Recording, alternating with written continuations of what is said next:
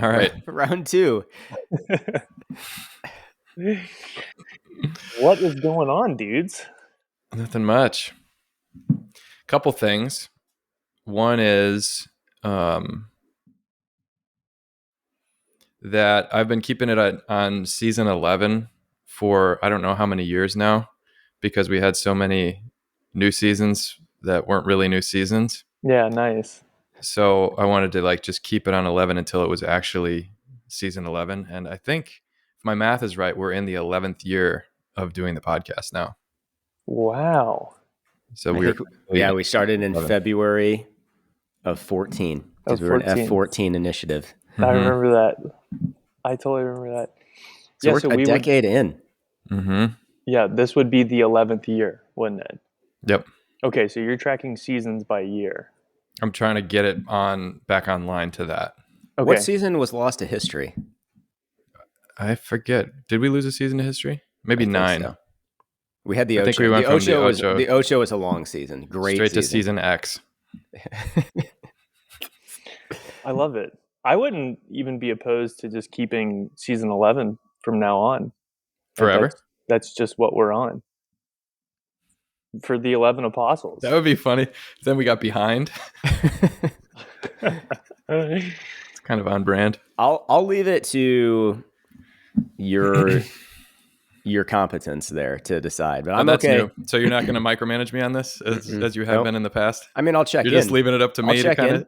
I'll check in, but I'm not going to do it for you.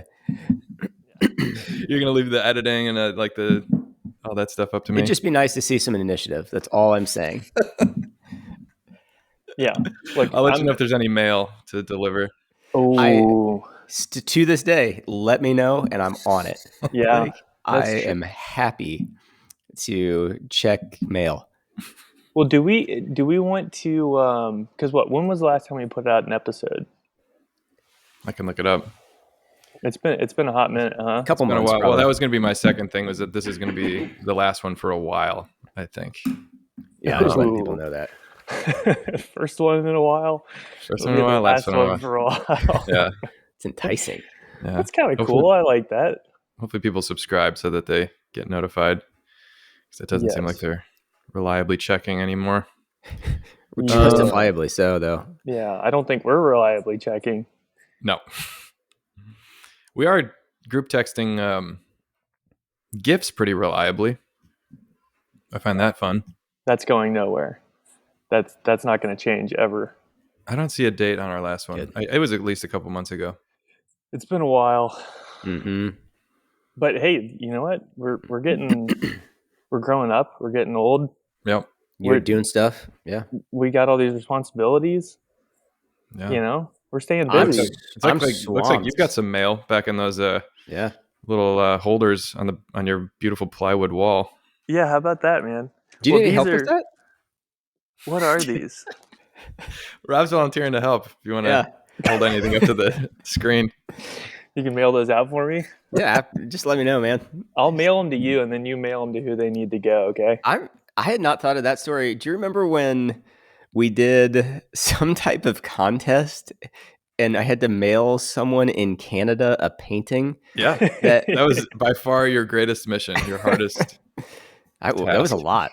Yeah. That was a lot. You got it done. Didn't you have to fill out a customs thing that had to estimate how much it was worth? And if I remember priceless? Correctly, I think I did put priceless on it. And but my real frustration, which I would still hold to this day, was the lack of, just call it passion, of the postal worker himself. Mm-hmm. You know, that I was like, hey, I need to mail this thing to this address.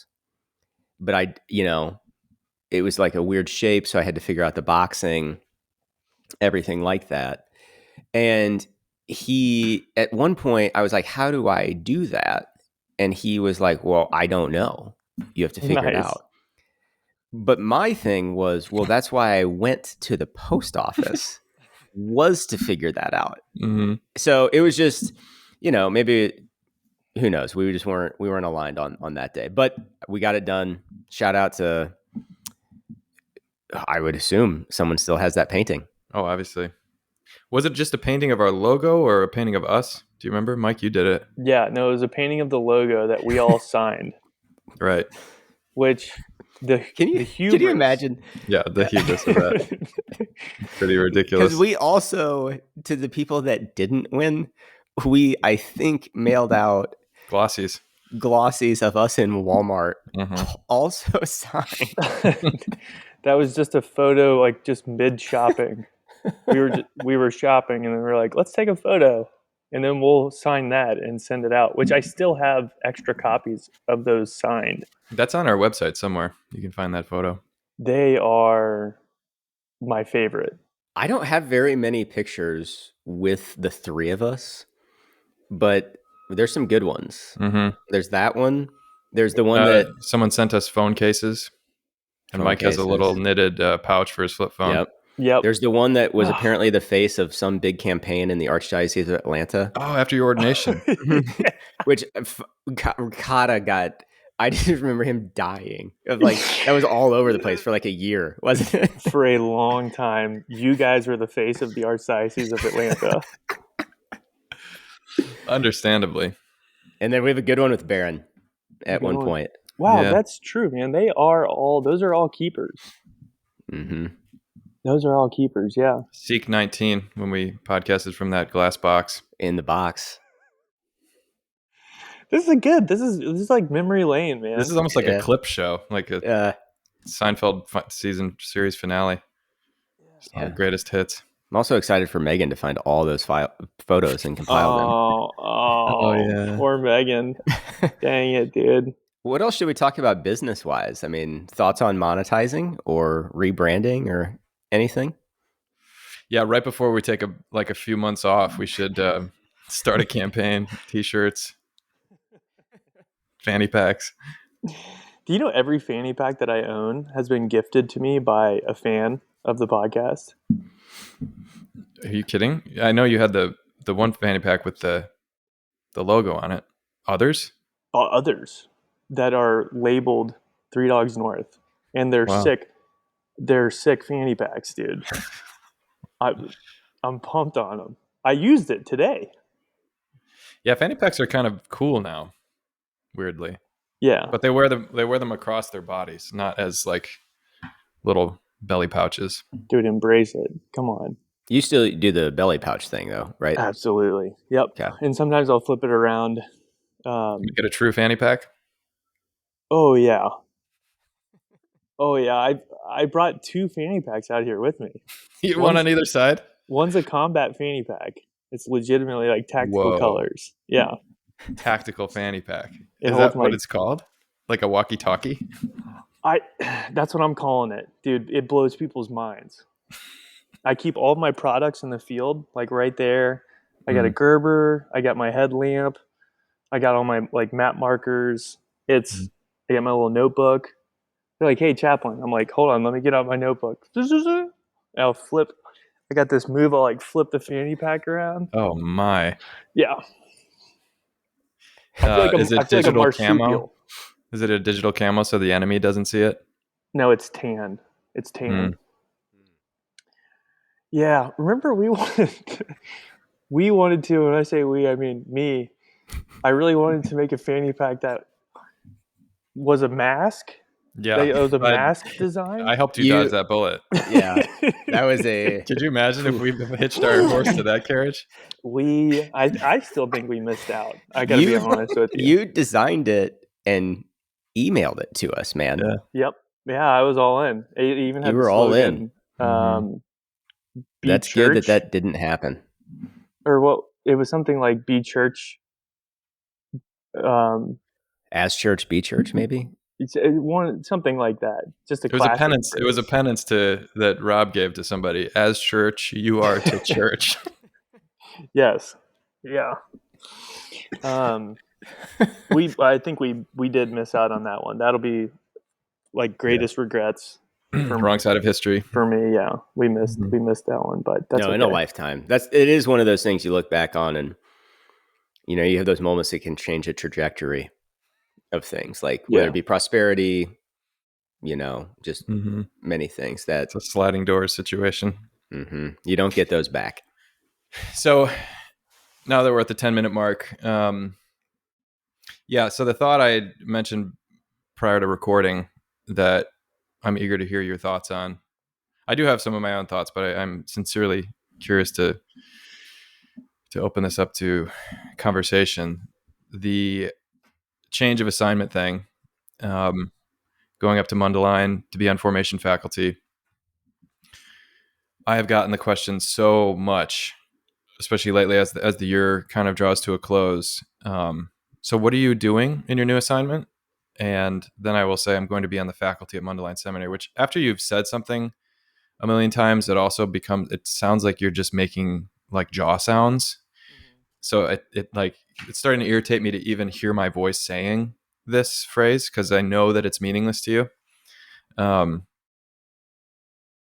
So it's like I want to just say like blah blah blah. I'm just blah blah blah because that's what it feels like I'm saying. Because Jaw then sounds. the people will invariably say, "So are you teaching?" And then I stupidly try to clarify it. Well, I'm not teaching. I'm going to be forming the guys, like working. I'll be helping them learn how to be priests. And then they'll kind of look quizzically at me like, "Wow." And I know they're not thinking this themselves, but they may be. But I'm projecting onto them that they are thinking, "What a waste! Why would you leave something where you're actually doing something to go do nothing?" Um, and it's making me very insecure and annoyed with myself, and just the priesthood in general as a job. And as I prayed about it after a particularly busy night of these questions, bringing it to God, I was struck with how well. First of all, I remembered that when I moved 6 years ago to UIC to be on the Newman Center chaplain, the question I got a lot from parishioners was, "What are you going to do?" And I said, "I'm going to be in charge of the Newman Center at UIC." And they would ask, "So are you teaching?" It was the Oh exact man. same question Hmm. because I was going up to a university. They're like, "Oh, so are you teaching classes or what? Why?" And then I would try to explain what a Newman Center was, and that memory helped me realize like what the tension is in my own heart, which is, I'm not. The other question I get a lot is, "Are you excited?" And I had to realize like, no, I'm not excited. It's not. It's not an exciting. That's not the main emotion, and that doesn't bother me at all. That I'm not excited. Like, oh my gosh, I Yeah. can't wait to do this new thing. I feel at peace and I feel love in my heart, and hope about what's next and what God is leading me into. But yeah, I'm not excited about what I'm going to be doing, and I think it's just good for me to be at peace with that because my life, especially now, I'm almost like I turned 39 last week. This stage of middle age now where I'm just more into being than doing, and the priesthood is an identity. It's not a job. And what I was doing when I left the parish to come here was to go be a priest at UIC.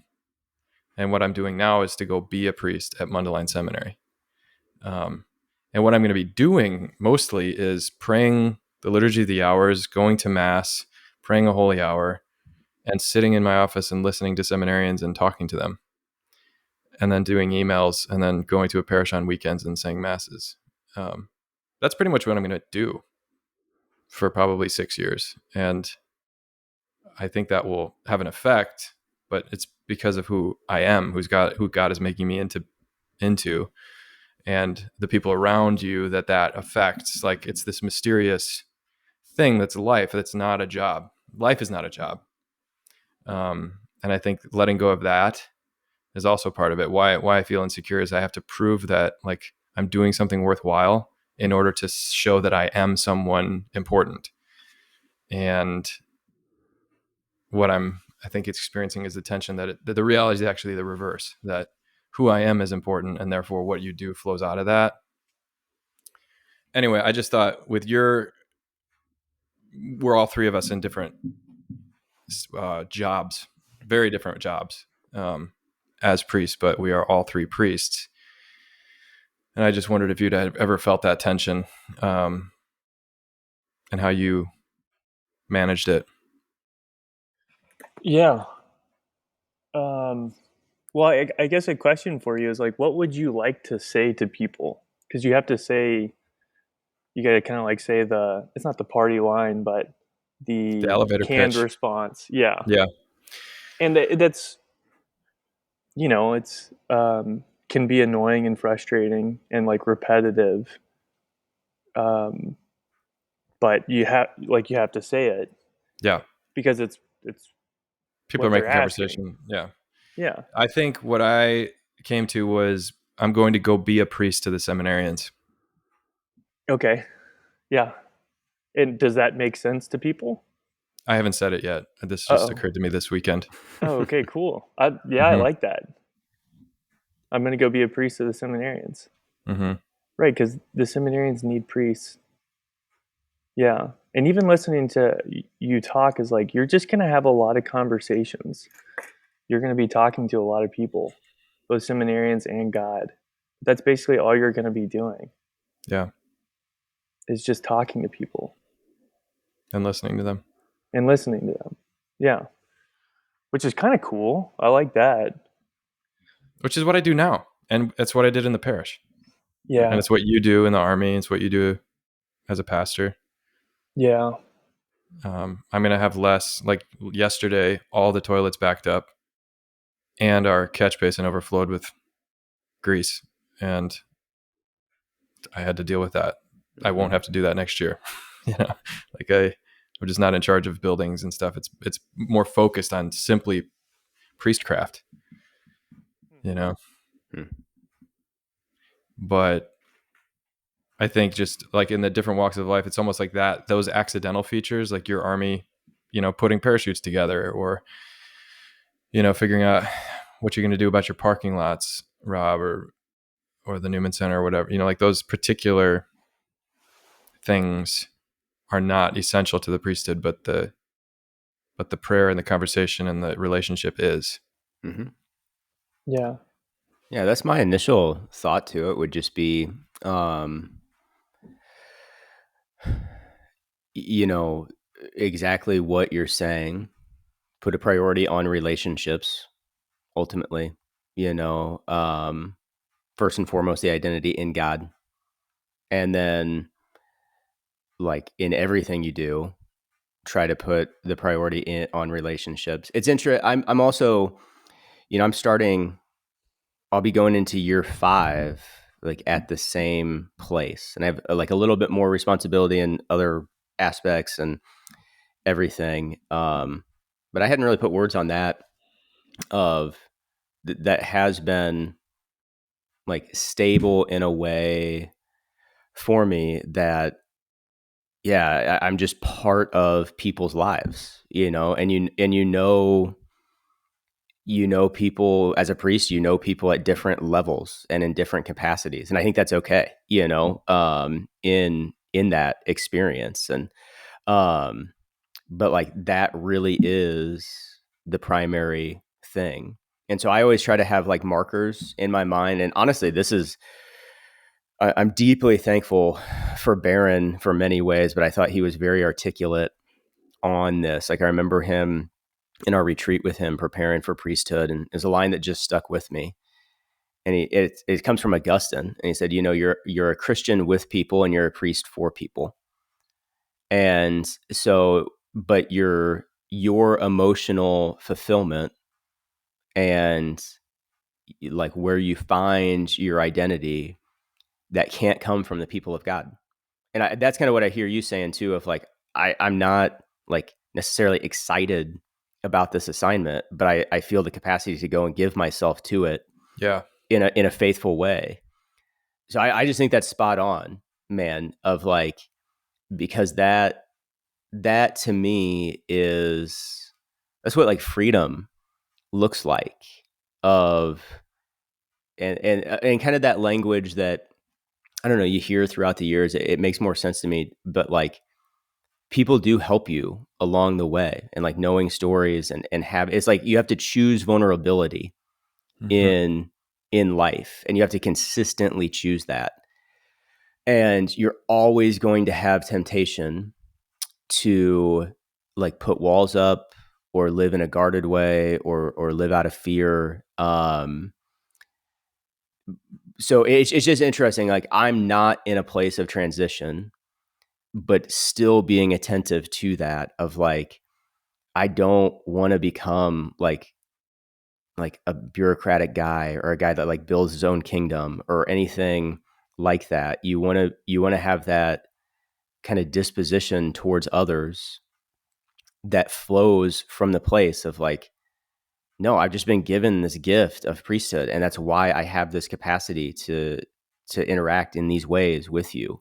Mm-hmm. Um, so it's much different, and so I just like kind of emotionally as I'm hearing you, like I don't relate right now to the time of transition, but I think that's the same. It's the same thing. I mean, that's the IPF thing of like relationship, then identity, then mission, and it has to be in that order always. I don't know if that hits. That's my Mm-hmm. thoughts on it so far. Yeah. And I think, interestingly, I am very excited to do the Camino, which, similar to the assignment change, I don't know much of what's going to happen. I'm going to kind of figure it out as I go, who I'm going to be in relationship with and what that's going to look like. But the Camino, it's just, there's something so thrilling about leaving behind the known with Jesus and going into the unknown. And one of the things I've been praying about lately is dying to things. Like that phrase of I think it's Colossians. You were buried with Christ in baptism, like in Jesus, just dying as we live to more and more life. That the Paschal mystery is this ongoing thing in the world and in history and in my own life.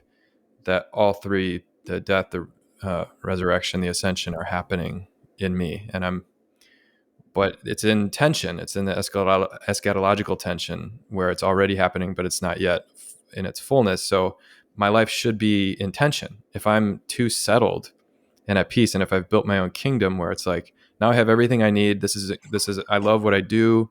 I have the people around me that, give me life.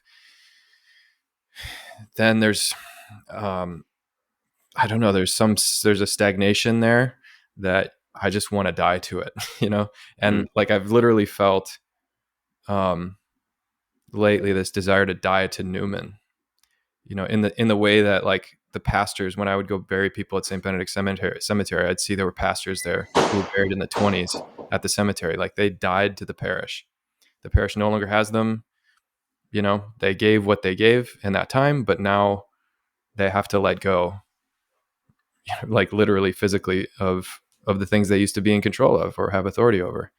Um, and that's a very powerful image to me of like, what if I just died? I mean, then somebody would have to figure out Newman. Somebody would have to figure out all the stuff that I do. I'm not what I do. I can't be, because I'll eventually stop being able to do it.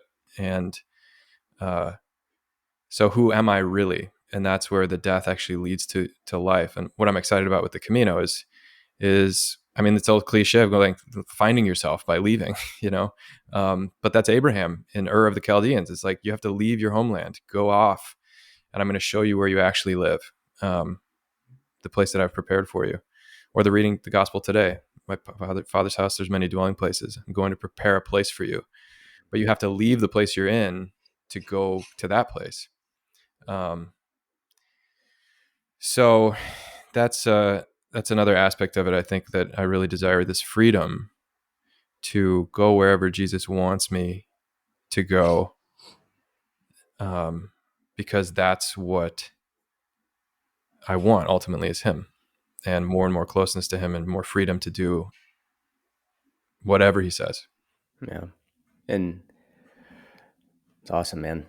The it is interesting, because it is like there's in some ways, I'm just thinking about like what I brought before. Like there's always like aspects of transition in life, and even here, like I'm staying certain people that like I really love, or like you kind of always have are not, and like you always have that flow, but that I don't know, like that place is it's just very real, of I like that of I've thought about that what I was sharing a little bit before of just that like the grace of old friendships, and that like when you're in front of someone or whatever, even if you're developing new friendships in different capacities, it's like you don't have to make it something that it's not.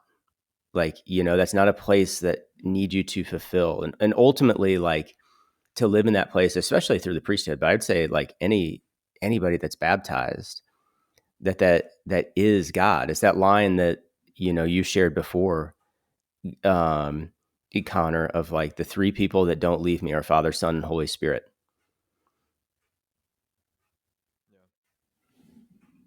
That was Bremer. Yeah. Bremer gave me that. That's a Shout out to that guy. golden nugget. Mm-hmm. I have three people that never leave me. Yeah, I think transitioning to a new unit. Um,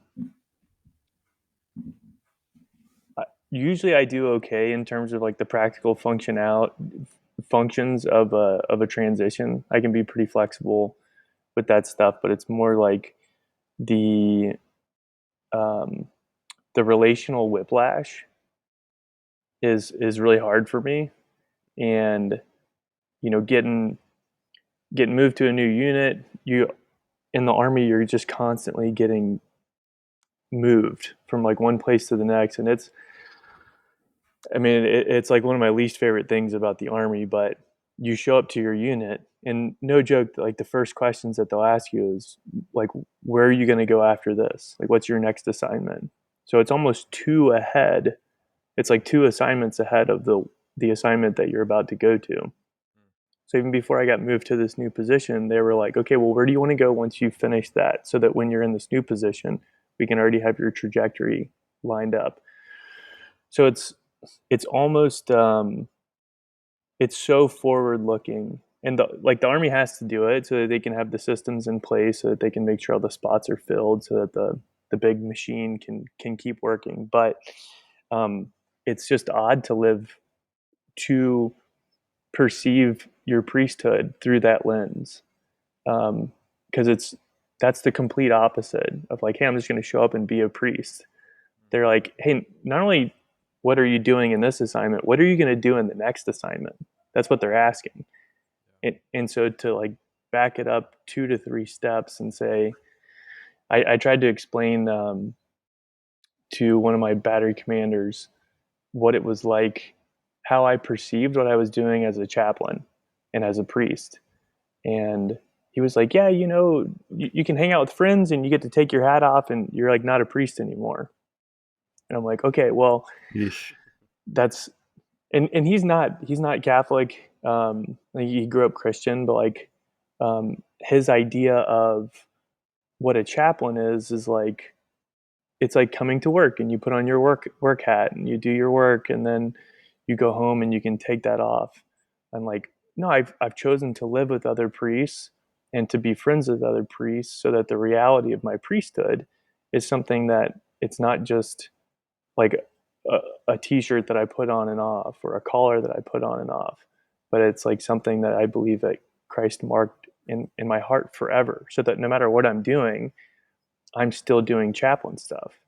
And so kind of cool, because he was very laudatory. He's like, man, you're a great chaplain. I'm like, I know, I mean, come on. And all this stuff. And I'm like, look, a part of why that is because I don't feel like I have to do anything. Like I just want to be around you guys, because that's who I know for a fact I've been called to be around. And so I'm just going to show up, and like we're going to talk and we're going to get to know each other. And then my relationship with Christ, which is perpetual, is going to like invade our relationships. And this isn't in like some um, proselytizing way. That's just who I am. And so then I have no need to act or react for any other reason besides like I'm just here doing what I'm supposed to do. So there's no need to justify my existence or to do things. Um, and I think that leads to a lot of the freedom that makes like the best chaplains that I know and the best priests that I know um, free to do their priest thing, like free to just be in relationship with Jesus Christ. So it's funny because it actually has a practical function when you have right relationship with the RIM. It actually allows you to love people better, and that's really what they want ultimately, you know. Mm-hmm. So I don't know if he got it, but it was a challenge to try and explain that to somebody who doesn't have a sacramental worldview and isn't like really practicing Christianity at this point, but is looking at things through a commander's lens. Like, how can I operationalize you so that you can be an asset to the mission of whatever that unit's doing? How,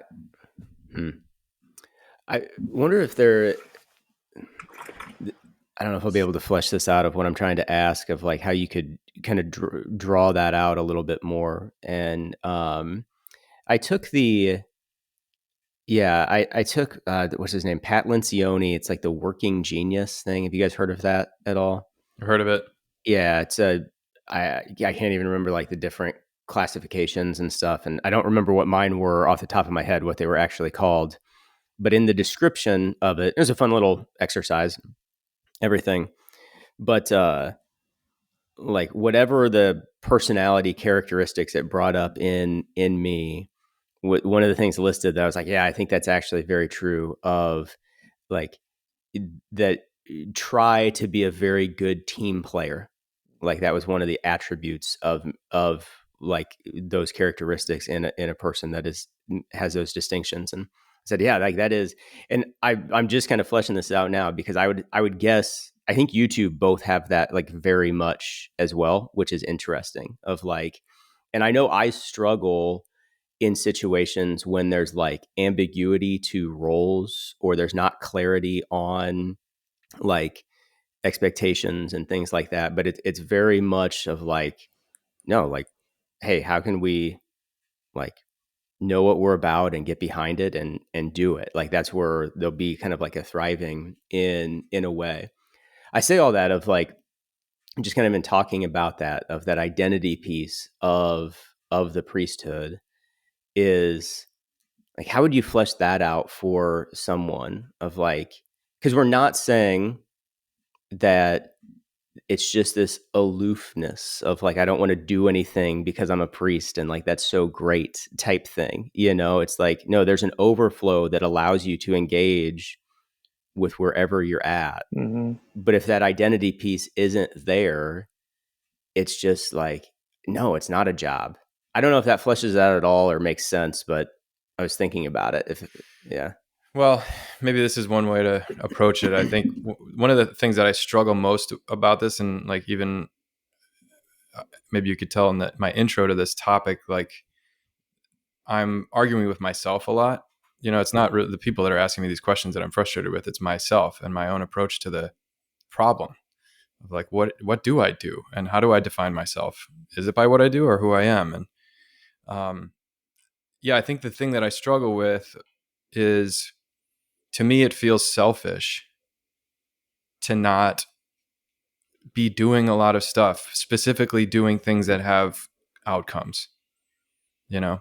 Um, so if I can't prove to somebody that what I'm doing matters because look at all the good it's doing for the world and other people and the church, and I'm fixing problems and I'm rescuing people. And if what I'm doing is not directly or at least secondarily tied to that outcome, then I'm just being selfish. I'm just being lazy. I'm just sitting around being with people. And what good is that? And that's, I think, a lie. I think life isn't a list of to-dos. God didn't create us because he needed some outcomes from us. He made us so that we could be in relationship. And we say that, but as Christians, like that drink in this cult of busyness, it's like, yeah, I need to get everybody in relationship. That's my job, is like, get everybody to believe in Jesus and go to church and do the things. And that when I've tried really hard to do that by persuasion, writing the most eloquent homilies, strategizing about the most effective programs and all that stuff, I've usually felt embarrassed with how silly it turned out. But as I've settled more into my identity in, like, actually, there's 4 people that never leave me: Father, Son, and Holy Spirit, and me. And when I actually treat myself as someone who matters and not simply as a means to an end for some other purpose, like whatever I think my mission is, my mission set, then like I start doing what I want, which is often things that are generous. I'm not actually selfish. I find that, like, if I go with the intent to be a priest, that is to say, live in permanent, continuous communion with the Trinity and open myself to whatever reality presents, I will respond in love to the people at my door, to the seminarians, to the students, to the parishioners, whoever. Yes. And I will also be able to say no when I think, actually, this feels like it's not really something I want to do, because it's maybe I'm being drawn into some kind of drama or some kind of relationship of use rather than love. I can trust my instincts that it's maybe me just treating myself like a slave that needs to prove he's not lazy. Yeah, it's not just like covering down just to do it, but it's actually like a place of like generosity and gratitude that you respond to. Yeah. Yeah, I can't remember exactly which one of it's like the family personality traits type stuff. You can get pretty deep into those things. Um, there's a lot of different versions of it. Maybe it was like the Enneagram or something during CPE, which is, Rob, that was a tough summer, baby. Whoa, man, we made it. Do you guys do CPE together? No. No, Rob was just. I accompanied Mike as a friend. He accompanied me. Yeah. That dude. This is hospital chaplaincy for the listeners. Yeah. Hospital chaplaincy. Had to put on that.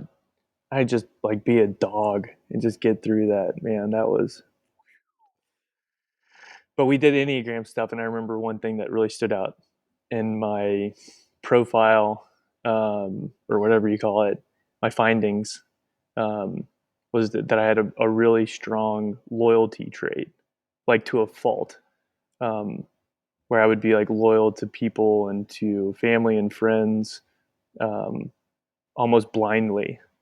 And like a lot of, I think a lot of that's like really good, but it, I tend towards like trying to do everything for everyone because I want to be a team player. And there's also like it couples with the peacemaker and all these different, it's like the Enneagram, you have like wings that go along with it. And so you're like peacemaker with a loyalty I'm a 4, wing and all 6 this. wing and Yeah. a 7 toe. I can't remember all of it, like adventure, I don't, whatever. But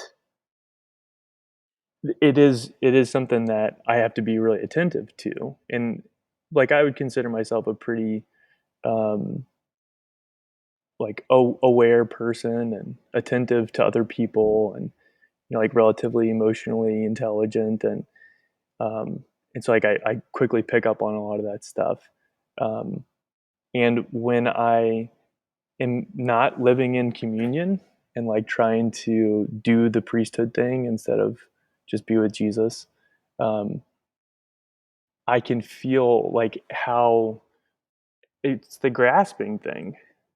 Because the thing is, now I'm paying attention to you so that I can figure out what the need is, so that then I can be the one that fulfills it, and then I can be the one that gets rewarded for it or gets recognized for it. That's the irony, is that that's actually selfish. Right. The cult of busyness is selfish, because you're like you're doing all this stuff for other people, hoping that they'll read your mind and give you the ego stroke that you're looking for. Totally. In the way that you want it, rather than I actually I feel totally loved and secure in who I am.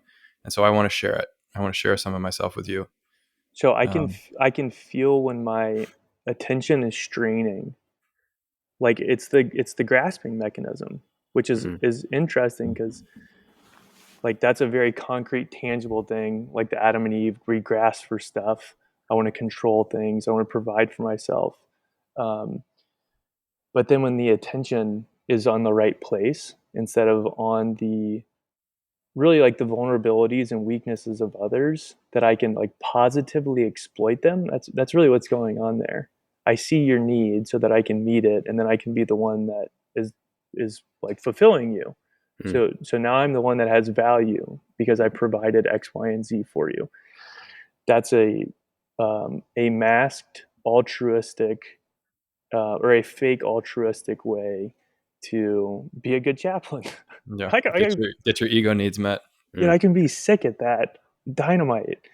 But then I've noticed like when my attention is on the right things, then there's a much less manic is probably a bit too dramatic, but like Frenzied. Frenzied, um, a frenzied generosity where it's just I don't know, things just seem to fit. And it's like it's not comfortable. I still feel like I'm being stretched, but then I'm like legitimately caring for people instead of caring for myself by trying to take care of other people, which is it's like kind of crazy that we can even do that. It's like meta charity, but like I think all of that goes back to like to the kernel of your question is the it was on the deacon chapel. It was in the gold embroidered around the that blue edge Caritas Christi trim. urgit nos. Caritas Christi urgit nos. Like the love of Christ compels us, it impels us forward. And if it's anything besides that, it's going to be misguided.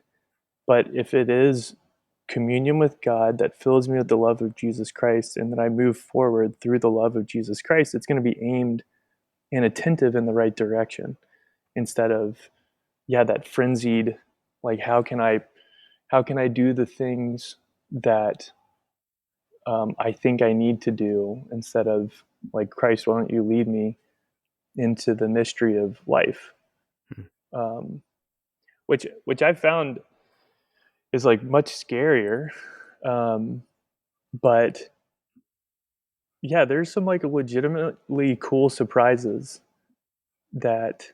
Have you ever had those moments where you're like just kind of going through life and then all of a sudden like God's presence is so real or something happens that you're legitimately surprised by it?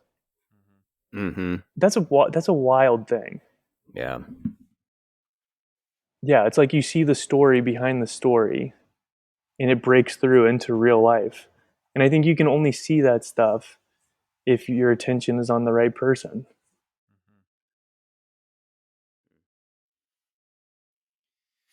Good chat, guys.